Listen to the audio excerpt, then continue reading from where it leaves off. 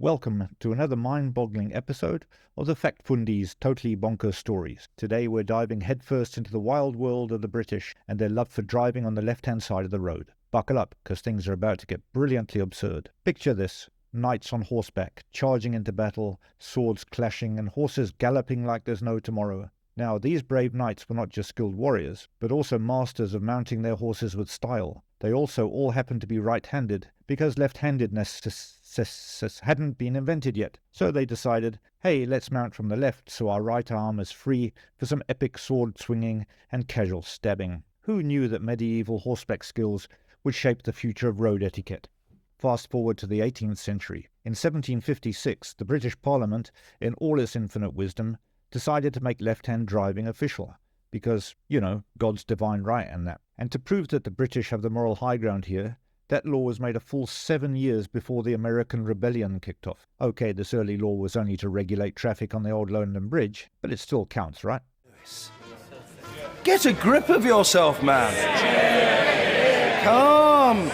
Take up yoga, you'll find it beneficial, man. Now let's take a little detour and head to Sweden for a moment, because there you will find a recent precedent for a change of driving sides. Okay, it was half a century ago, but as my dad would say, son, you gotta pee with the equipment you've got. Brace yourselves for a story that'll make your head spin faster than a Scandinavian driving on ice. It's the summer of 1967, and Sweden decides to switch things up. They bid farewell to their left-hand driving days and set a date for an audacious transition to driving on the right side of the road. September the 3rd, 1967, became the historic Dagen 8, or Day 8. On that fateful day, the streets of Sweden turned into a non-Swedish-like whirlwind of confusion and chaos. Traffic signs were switched, road markings were repainted, and drivers found themselves in a topsy-turvy world of honking horns and bewildered expressions. Swedes embraced this automotive revolution with their signature Scandinavian coolness. They conquered the chaos, adapted to the change, and before you knew it, Sweden was driving on the right side like it had been their lifelong destiny.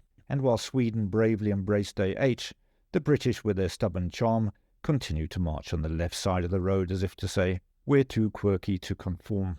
Now you might be thinking, if Sweden could switch, why can't the British? Well, without putting too fine a point on it, the Brits are a stubborn bunch. They've perfected the art of left-hand driving over centuries, and changing sides would be like asking them to give up their beloved cuppers or apologise for the weather. It's just not in their nature. You see, the British have become absolute pros at left-hand driving. Parallel parking? They've got it down to a fine art. Switching to the right would be like asking them to juggle teacups while riding unicycle. Pure madness. It's just the British way of giving a cheeky wink and saying, we'll still dance to our own left-sided beat. To the left. And there you have it. The British tradition of driving on the left is a roller coaster ride through medieval night mountings, whimsical parliamentary decisions, and a sprinkle of post-Brexit bravado. It's like they're saying, we may drive on the left, but we're always right. If you enjoyed this adventure, don't forget to click the like button. Click it, don't hit it, because that's not a very British thing to do. And subscribe for more mind-boggling tales.